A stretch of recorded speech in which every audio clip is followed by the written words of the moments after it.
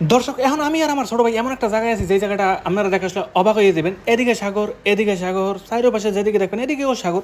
তাইলে এই রাস্তাটা কেমনে এই জায়গায় আইলো? আসলে এই রাস্তাটা একদম ওই যে যেখানে মাটি শেষ হয়েছে ওই জায়গা তো টাইম নিয়ে একদম সাগরের মধ্যে আনছে। ইতালির মধ্যে আমি যত জায়গায় গেছি, আমার কাছে এই জায়গাটা সবচেয়ে বেশি পছন্দের। কারণ ছোটোকালেতে যখন ইতালিতে ঢুকছি, সবচেয়ে বেশি এই জায়গাটায় সময় কাটানো হয়েছে, হয়তো এই কারণে বেশি প্রিয়। চারপাশে সাগর আর মধ্যে আছে এই রাস্তাটা। কার না মন চায় যে এই জায়গাগুলোতে না করতে? গরমের দিনে বেশিরভাগ ঘোরাফেরা হয়, কারণ গরমের দিনে এই জায়গায় গেলে একটা সাগর অন্যরকম ঢেউ হনন যায়। তারপরে আছে বাতাসের ব্যবস্থা, তারপরে আছে ঠান্ডা বাতাসের ব্যবস্থা। সাধারণ চারপাশে সাগর থাকতে হয় একটু সাবধানে। যখন সাইকেল টাইকেল চালাবেন খুব সাবধানে থাকবেন। কোনো না কোনো কারণে ইয়ারফোনে যদি কোনো কারণে গান ঠান বাজান, গাড়ি চালাইতে আছেন, এই মুহূর্তে যদি কোনো বিপদ হইতে পারে, তবে সবচেয়ে বেশি বিপজ্জনক হইতে পারে সাগরের মধ্যে গাড়িটা পড়ে যেতে পারে। ও পড়ে যাইতেই পারে, কোনো ব্যাপার না, কারণ এই জায়গায় তেমন কোনো ধরনের বেড়া ঠাড়া কিছু দেওয়া নেই যাতে আপনার গাড়ি ঠাই রাখবে। এর কারণ হচ্ছে এই জায়গায় বড় বড় জাহাজ আইয়া গার্ড দেয়, কোনো কারণে বেড়া দিলে জাহাজের মানুষজন আসলে নামতে পারে। এই কারণে এই জায়গাগুলো একটু সাবধানে থাকতে হয়।